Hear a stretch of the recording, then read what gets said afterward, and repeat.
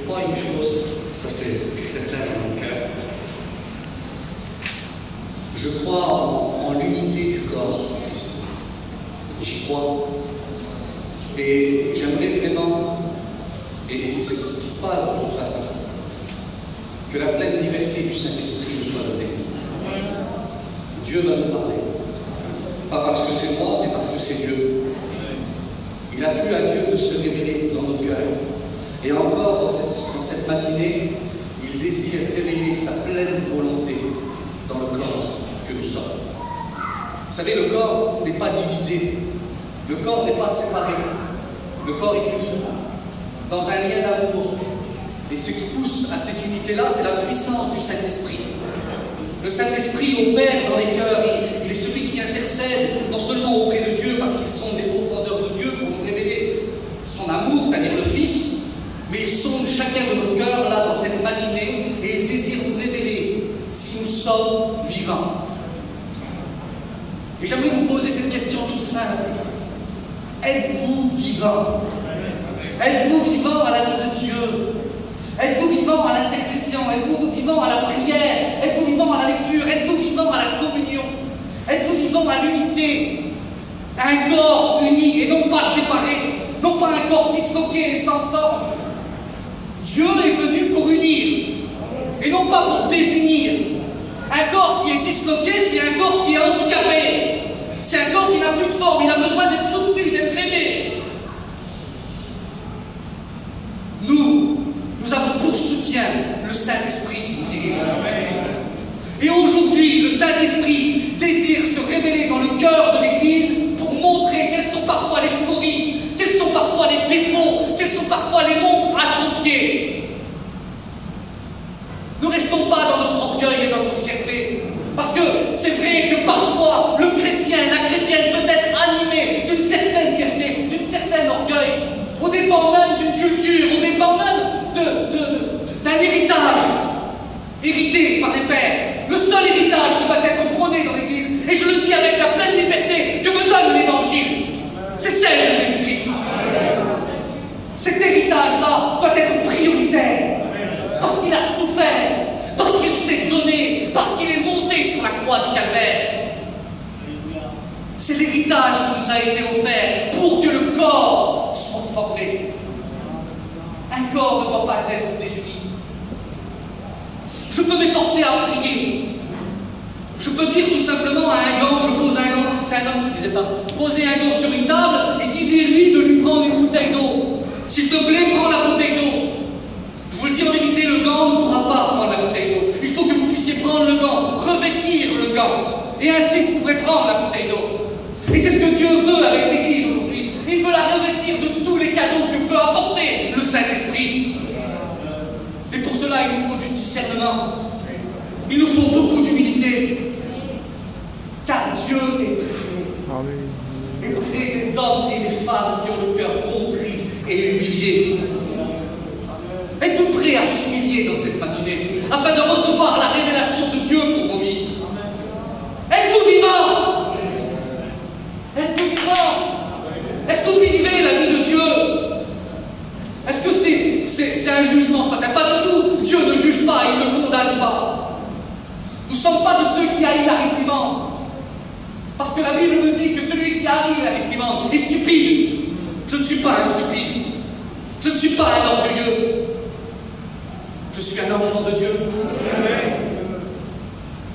Dieu s'est révélé dans sa grâce et il s'est humilié. Ce n'est pas difficile pour moi de m'humilier. Parce que lui s'est humilié. Et encore dans sa grâce, il va nous parler. Alléluia. Il va nous parler. Amen. Je vais vous faire une lecture dans la parole de Dieu. C'est dans le livre d'Ésaïe, au chapitre 57, verset 15.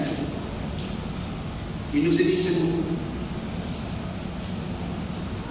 Car ainsi parle le Très-Haut, dont la demeure est éternelle et dont le nom est saint.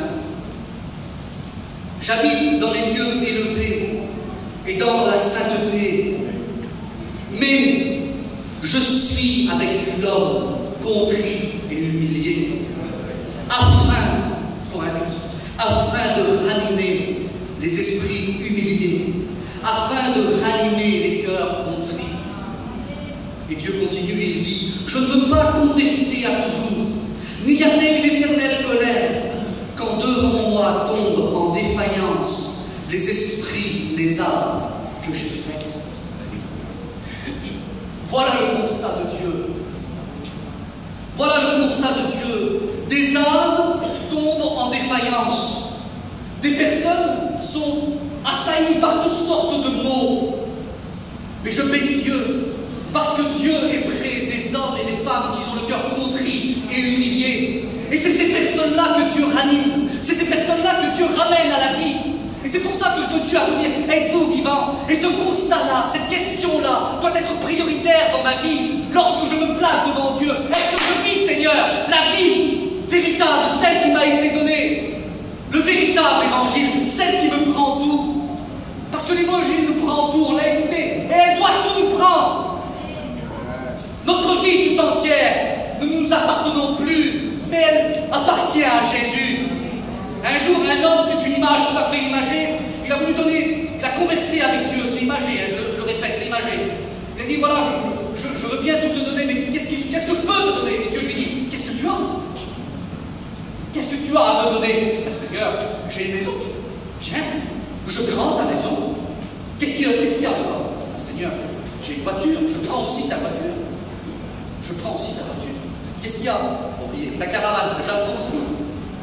Je prends aussi ta caravane, je prends ton camion. Il reste quoi encore? Seigneur, j'ai ma femme, j'ai mes enfants, je les prends aussi. N'oublie rien. Seigneur, il y a moi. Je te prends aussi à toi. Tu vois, tout m'appartient. C'est à moi, tu m'as tout donné. Regarde, je te les redonne. Mais n'oublie pas, ça m'appartient. Ça m'appartient, c'est à moi. Tu ne t'appartiens plus, tu as tout donné. C'est à moi. On ne s'appartient plus. C'est-à-dire que nos raisonnements, notre réflexion, par quoi nous sommes animés, doit être animé par la puissance du Saint-Esprit. Et voilà, des âmes tombent en défaillance, des âmes se meurent, et c'est ce que nous vivons dans l'Église. Vous savez, ce message, je vous le dis en vérité, je le prêche de tout mon cœur, parce que je sais qu'il vient de Dieu. Et c'est pas difficile pour moi, parce que je ne vous connais pas. Parce que ce message, en réalité, il concerne l'Église universelle. Dans les temps de la fin, nous voyons une Église qui se meurt, une Église de conformité, une Église qui s'attache à la mondanité.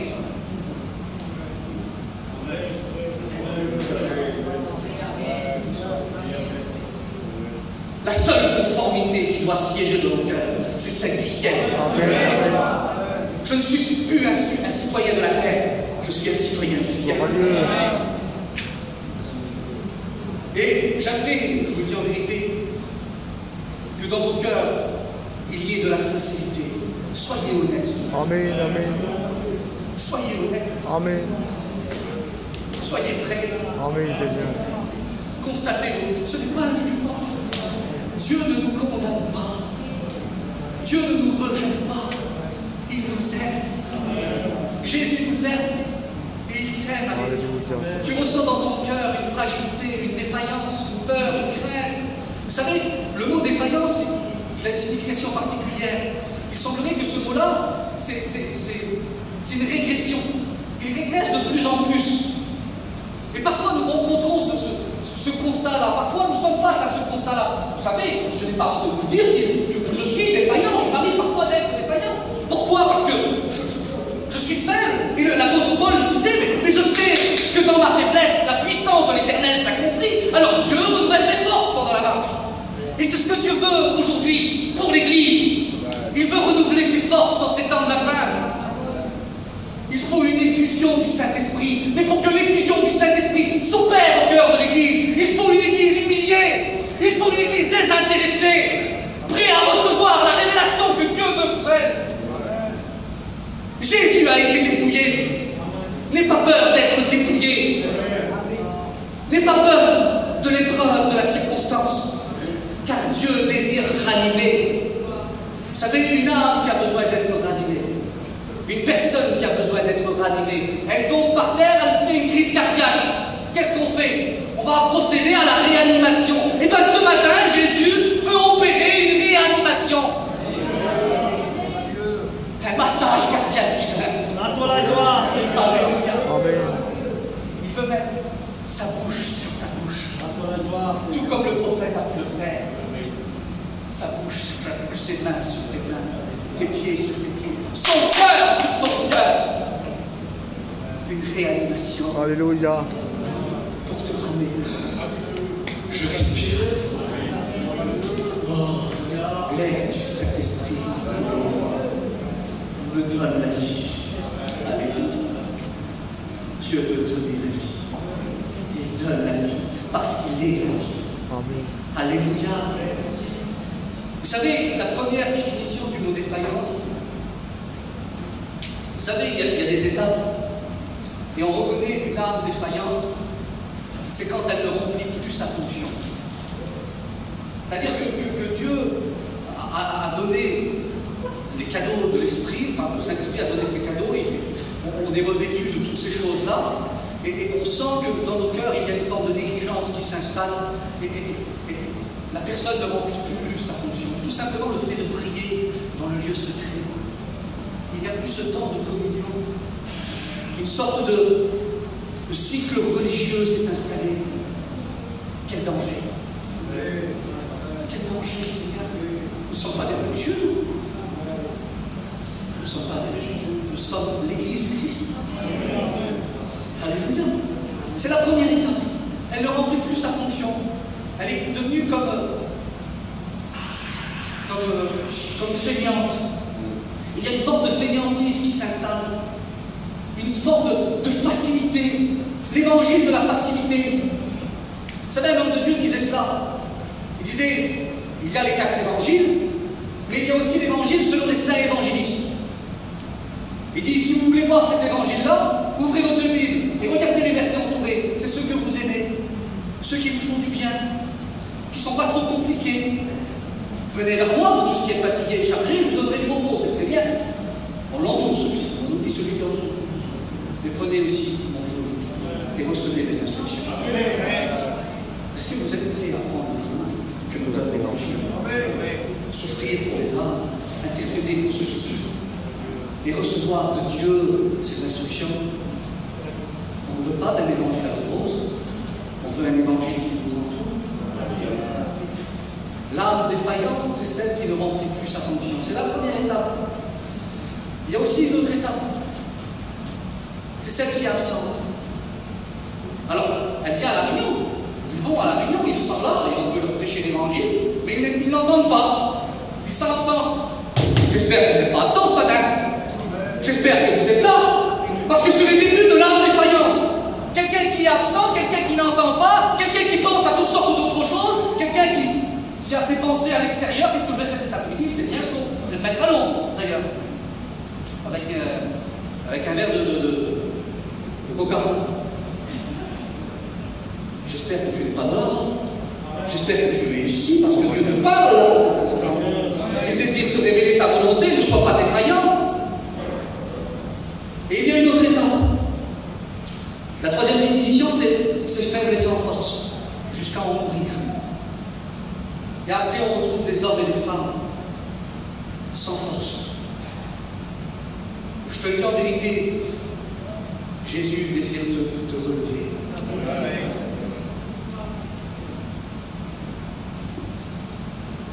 Vous savez, le verset que je vais vous citer là, j'ai lutté pour le lire. Mais je vais vous le dire. Parce que je me sens en droit de le dire. Et c'est le Saint-Esprit qui le pousse à faire. Nous avons aujourd'hui dans nos églises des hommes et des femmes qui sont morts. La vie de Dieu n'est plus en nous.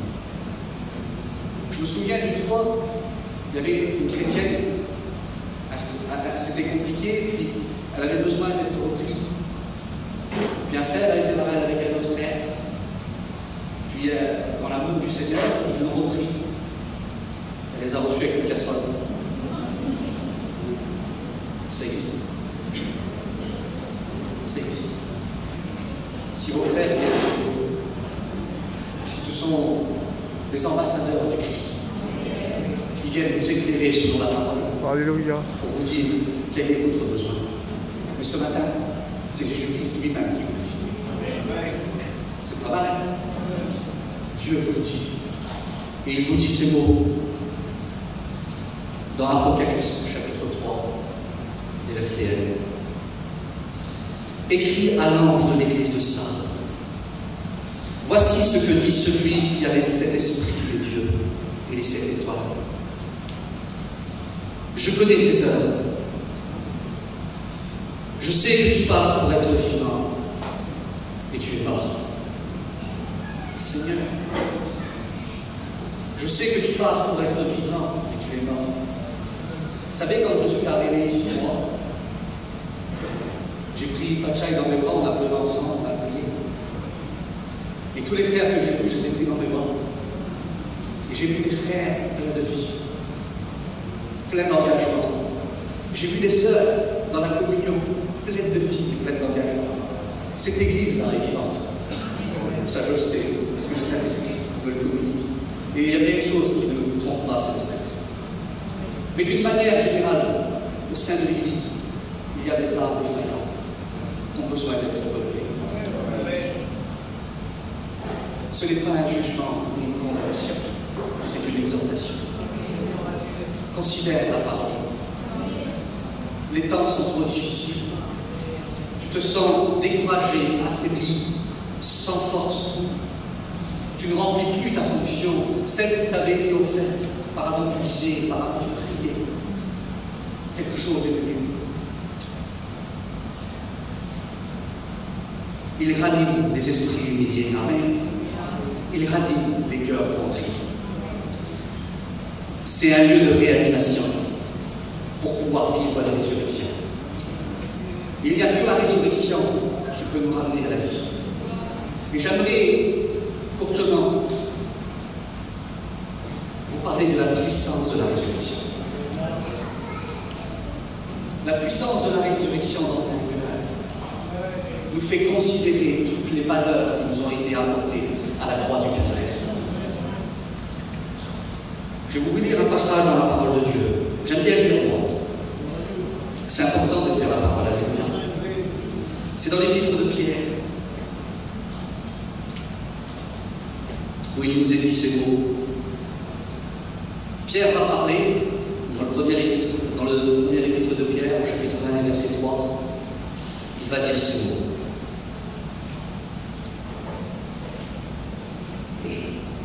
Béni soit Dieu, le Père de notre Seigneur Jésus-Christ, qui selon sa grande miséricorde nous a régénérés pour une espérance vivante par la résurrection de Jésus-Christ d'entre les morts, pour un héritage qui ne peut ni se corrompre, ni se souiller, ni se flétrir. Il vous est réservé dans les cieux. À vous, qui par la puissance de Dieu êtes gardés par la foi, pour le salut, prêt à être révélé dans les derniers temps. Alléluia. Est-ce que nous vivons pleinement la résurrection de Jésus? Nous voyons que cette lecture-là sort d'un cœur régénéré, d'un cœur qui vit pleinement la résurrection de Jésus, un cœur vivant, un cœur qui est prêt à s'engager pleinement et même à en mourir. Et d'ailleurs, il va le prouver, il va en mourir. Il était prêt à aller jusqu'au bout, à en mourir. Sommes-nous prêts à mourir pour la cause du Christ? Sommes-nous prêts à verser des larmes? Sommes-nous prêts à jeûner et à intercéder pour la cause du Christ? Parce que c'est l'âme régénérée, c'est l'âme qui vit pleinement la résurrection de Jésus. La Bible nous dit que nous avons été régénérés par la résurrection. C'est au travers de la résurrection de Jésus-Christ que des hommes et des femmes peuvent vivre en nouveauté de vie. Pourquoi? Pour une espérance vivante. Quelque chose qui est vivant, c'est quelque chose qui ne peut pas se corrompre ni se flétrir. On connaît les choses qui peuvent se flétrir. Nous les côtoyons, nous les touchons même du doigt parfois. Un homme de Dieu disait ces mots: ma chair n'est pas chrétienne. Ma chair n'est pas convertie. Mais ce qui est converti, c'est l'âme. C'est l'âme qui est en moi. Elle aspire à Dieu plus que jamais. Et il y a ce combat à l'intérieur du cœur. Il y a ce combat terrible qui se mène entre la vie régénérée, entre la nouvelle naissance et cette chair-là qui nous empêche de faire la volonté de Dieu. Alors la chair est fatiguée. La chair tombe parfois en défaillance. Et elle ne veut pas faire l'œuvre de Dieu, cette chair-là. Elle nous empêche, elle nous oppresse. Elle manque de force, elle nous fatigue. Un homme de Dieu va dire c'est beau. Et nous sommes dans la région en plus. Il va dire, la vie chrétienne, c'est une corrida. C'est une corrida. Il dit, ma chair à l'intérieur est un taureau déchiré. Elle m'empêche de vivre la vie de Dieu. Mais par la puissance du Saint-Esprit, tel le picador, je fatigue cette chair. Je la fatigue. Le taureau se fatigue. Il n'a plus de force. Mais il n'y a qu'une chose qui pourra achever le taureau. C'est l'épée. Vous en avez vu des corridas, plus que nous certainement. Une fois que le taureau est bien fatigué, une fois que la chair est bien fatiguée, le toréador prend l'épée et d'un geste précis, il l'achève. Il n'y a que l'épée. Il n'y a que l'épée de la parole de Dieu qui sera capable d'achever la chair à l'intérieur de nous. C'est cette chair-là qui tombe en défaillance et qui nous pousse et qui nous éloigne de la vie de Dieu. Et dans la vie des disciples, lorsque Jésus va choisir ses hommes, nous voyons des hommes pleins d'engagement et pleins d'engouement pour la cause du Christ. Pourquoi? Parce qu'ils voyaient une espérance à travers lui. Une espérance vivante. Mais l'espérance vivante qu'ils voyaient, eux, c'était l'espérance d'Israël. L'espérance du rétablissement d'Israël. Ils voyaient au travers de Jésus ce Messie glorieux qui allait les délivrer du joug des Romains. Voilà pourquoi ils vont le suivre. Voilà pourquoi ils vont s'attacher à lui. Et ils vont le voir faire toutes sortes de miracles. Mais Dieu va les former. Dieu va les façonner. Non pas pour une vie glorieuse. Non pas pour un cheminement glorieux sur la terre. Parce que laissez-moi vous dire que le chrétien ici-bas n'a pas de cheminement glorieux. Le cheminement glorieux s'établira dans le ciel, où toute la gloire de Dieu sera sur nos vies.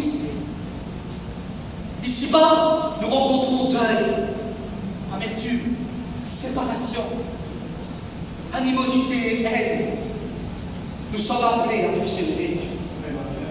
Nous sommes appelés à mettre en évidence les dons que Dieu a mis dans nos cœurs. Nous sommes appelés à être vivants, à vivre pour une espérance vivante. Et ils vont suivre. Ils vont suivre Jésus. Et nous voyons que dans ce cheminement-là, nous voyons au travers de Pierre un contraste terrible. Vous savez, quand il va dire ça dans son épître, Christ est mort à ce moment-là et il est ressuscité. C'est-à-dire qu'il vit la résurrection de Jésus. Et il le dit, je le précise bien et j'aimerais le dire, j'aimerais mettre l'accent là-dessus. J'ai été régénéré, il le dit. Il nous a régénérés pour une espérance vivante par la résurrection. C'est par la résurrection que Pierre et les disciples ont été régénérés. C'est ce qui a permis que la nouvelle naissance s'opère, au travers de la mort, mais aussi au travers de la résurrection. Et Paul va le dire. Paul va le dire, il va dire, car si Christ n'est pas ressuscité, notre prédication est vaine et notre foi est vaine aussi. Et Pierre le savait qu'il n'y a que le processus de la résurrection qui est capable de régénérer une âme morte et sans vie. Mais ça n'a pas été toujours le cas. On voit dans le cheminement du ministère de Jésus un homme contrasté, un homme qui est violent, qui doute parfois. Et nous voyons ces récits dans la parole de Dieu. Nous voyons que dans Matthieu 16, 16, il va dire ces mots à Jésus. Nous voyons qu'il y a des lumières, que Dieu lui révèle des choses. Jésus va dire ces mots, on connaît tous cette scène. Il va dire, que dit-on au dire des hommes? Qui suis-je au dire des hommes? Et les disciples vont prendre la parole et ils vont dire ces mots. Certains d'autres disent que tu es Élie, d'autres que tu es l'un des prophètes. Et là, Jésus va les interpeller, il va dire, qui dites-vous que je suis? Et là, Pierre, sous la révélation de Dieu, va lui dire ces mots. Il va dire, tu es le Christ, le Fils du Dieu vivant. Jésus va lui dire, ce n'est pas la chair et le sang. Ben oui, mais c'est mon Père qui est dans les cieux qui t'a parlé de Jésus. Et quelques minutes après, on connaît tous ce récit de la parole, quelques minutes après, nous voyons que Jésus va le reprendre, parce qu'il va s'opposer à l'œuvre de Dieu. Jésus va dépeindre sa mort et sa crucifixion, sa résurrection, et là, il va s'opposer. Il y a un contraste. Combien de fois il nous est arrivé d'être contrastés comme ça, parfois, dans notre raisonnement et notre réflexion? Nous voyons plus loin, un peu plus loin que dans Jean 18, nous voyons qu'il va tirer l'épée. Lorsqu'ils sont là dans le jardin de Gethsémani, vous connaissez tous ces scènes-là. Nous voyons que Jésus est en train de prier, et là les soldats vont arriver pour le prendre. Et là, dans un élan de hardiesse, dans un élan de violent, nous voyons que Pierre va tirer l'épée et il va emporter l'oreille de Malchus. On connaît tous cette histoire-là. C'est quand même terrible, Seigneur, que dans cet homme-là, il a pu se trouver ce caractère-là. Il avait besoin d'être régénéré. Il avait besoin d'être transformé. Il le dit dans son épître, c'est par la résurrection que nous sommes régénérés. À ce moment-là, à Gethsémani, Christ n'est pas mort, il n'est pas ressuscité. Il fallait que Jésus-Christ meure et qu'il soit ressuscité pour que la régénération s'opère dans le cœur de Pierre. Vous comprenez? Alors comment se fait-il qu'aujourd'hui, au sein de l'Église, nous retrouvons des hommes et des femmes manifester ce caractère-là?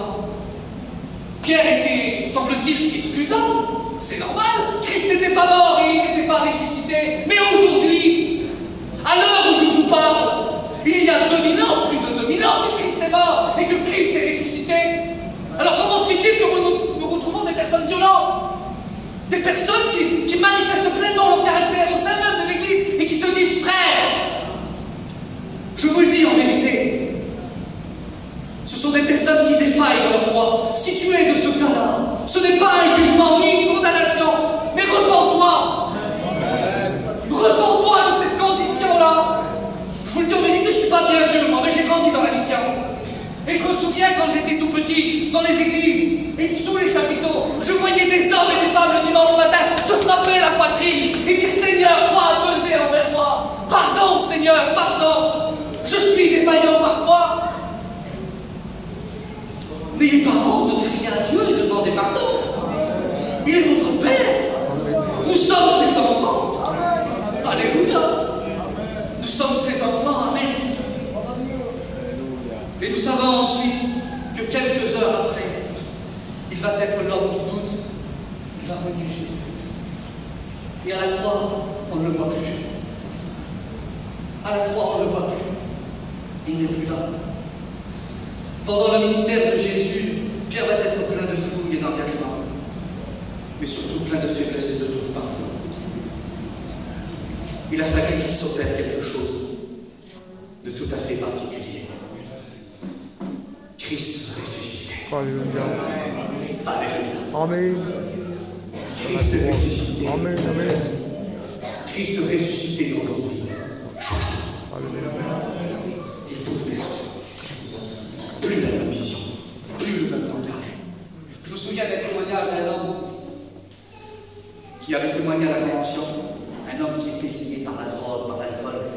Il avait enlevé les bouts de son camping, il départait. Il ne partait plus, il s'en allait plus.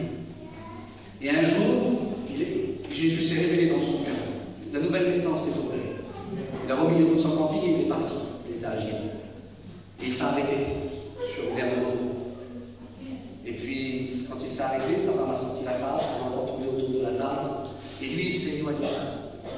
Et il a regardé les arbres. Il a dit, maman, les arbres, c'est pas vrai qu'ils sont beaux comme ça, les arbres. Les fleurs, ah, qui sont belles, les fleurs. Il découvrait. À nouveau, il voyait. Il se tourne, et il voit ses petits tourner autour de la table, et sa femme en train de parler des petits sandwichs. Il a pleuré. Il a dit que ma femme est belle, que les enfants sont beaux. Voir à nouveau Dieu, alléluia. C'est ce que Dieu fait. C'est ce que la résurrection fait. Et nous voyons que Pierre et les disciples, ils s'étaient attachés à Jésus. Et leur cœur était avec lui lorsqu'il exerçait son ministère. Mais ils voyaient à travers lui le Messie glorieux. Voilà pourquoi ils le suivent. Et quand ils vont le voir partir avec les soldats, ils vont dire, c'est fini. C'est pas ça. Alors le doute, comprenez, le doute les a atteints, mais on sait. On sait qui est Jésus. Et eux l'ont su aussi. Ils l'ont vu. Ils l'ont reconnu. Christ est ressuscité. Alléluia. Christ est ressuscité. Et nous voyons que lorsque Christ va être ressuscité, ils vont aller. Et tout cela, tout va changer. Et il y a une scène dans la parole de Dieu qui est magnifique. Vous m'accordez encore quelques minutes? Je ne vous ennuie pas. Enfin, je me reprends. Dieu ne nous ennuie pas. Dieu nous parle. Et il nous parle. Alors prends la parole sur toi. Serre-la sur ton cœur. C'est pas moi qui parle. On a toujours tendance à croire que parfois on oublie. C'est Jésus qui parle. Il a plu à Dieu de sauver les hommes par la folie de la prédication. Et aujourd'hui, Dieu se révèle. Amen.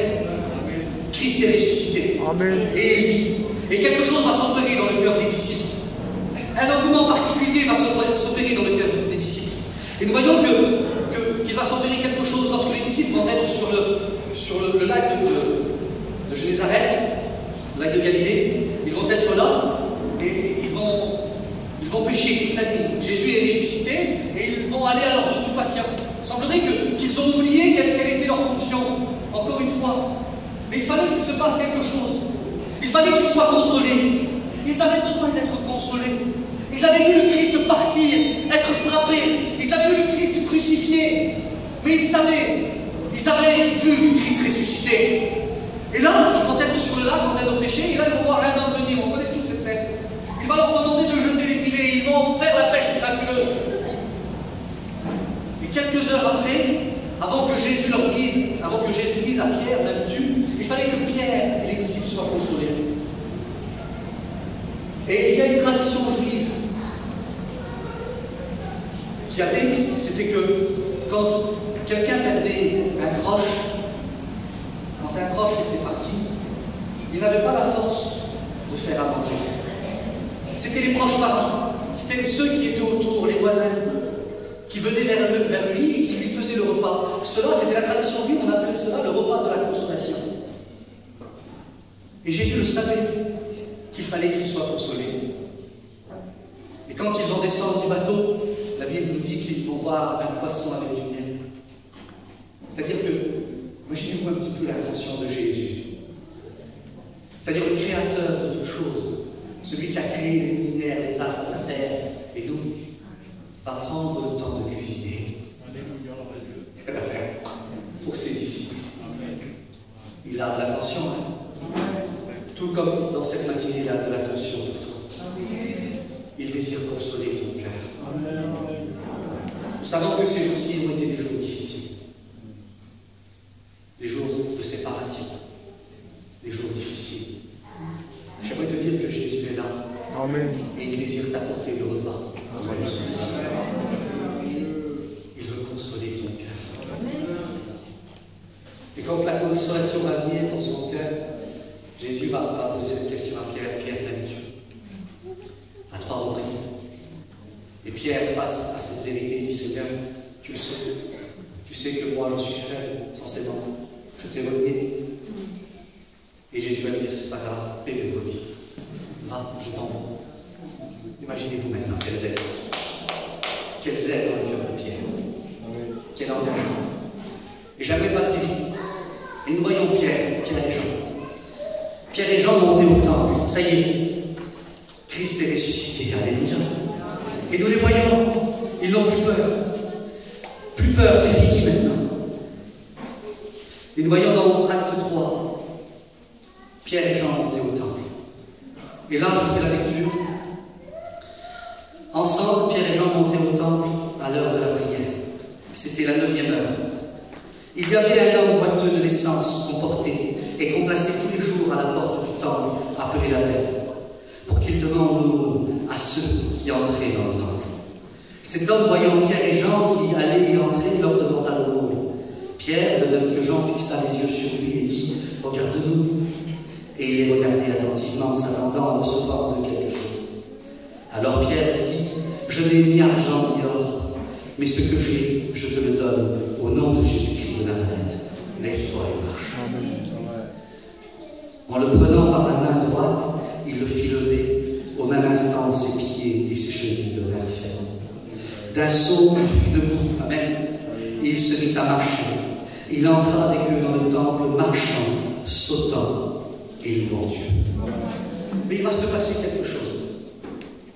Après cette scène-là, nous voyons des hommes envoyés, prêts à vivre le plein évangile, c'est-à-dire totalement désintéressés, dépouillés de tout.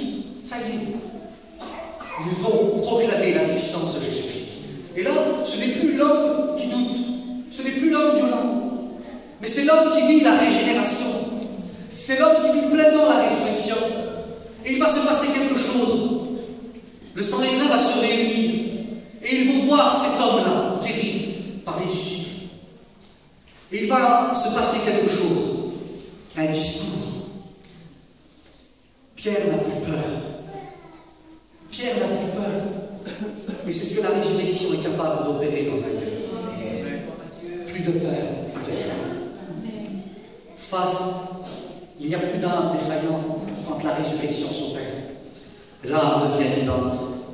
Alors Pierre, rempli du Saint-Esprit, dit au chef du peuple, rendez-vous compte, lorsqu'il est là, lorsqu'il va renier Jésus, nous le voyons que des hommes, quelconques, des hommes et des femmes du peuple, vont venir vers lui, vont dire, on te reconnaît à ton langage, tu étais avec lui, et là il le renie, il a peur. Et là, ce n'est plus à des hommes du peuple qui le confrontaient, c'est au chef du peuple. Il n'a plus peur. Il ne renie plus son Jésus. Parce qu'il est ressuscité. Parce qu'il vit. Il n'est plus l'homme défaillant. Il n'est plus l'homme violent. Il n'est plus l'homme qui doute.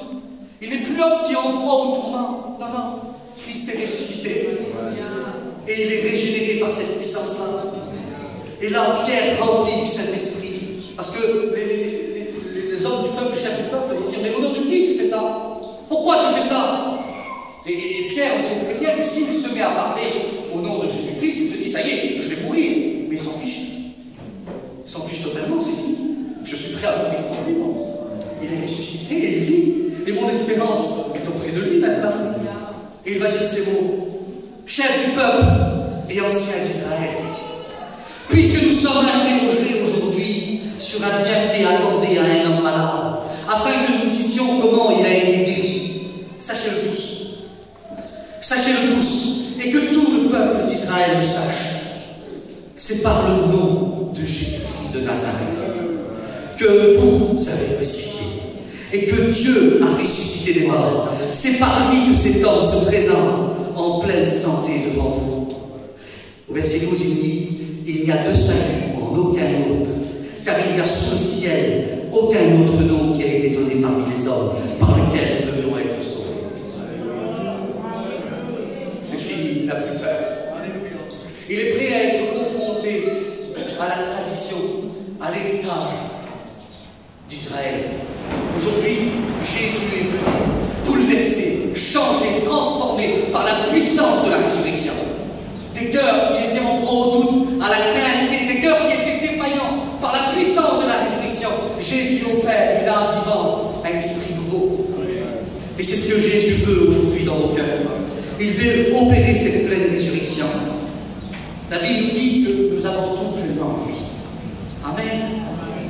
J'aimerais qu'on ferme nos yeux aussi. J'aimerais terminer.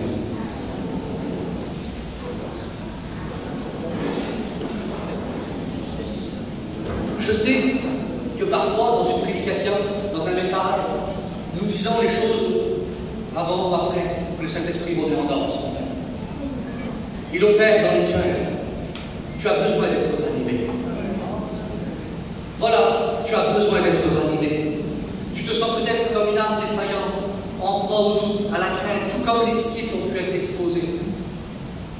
Mais il n'y a que la puissance de la résurrection qui est capable de ranimer ton cœur. Par la puissance de la résurrection, nos cœurs sont ranimés. Paul pouvait dire ces mots: j'ai été crucifié avec Christ.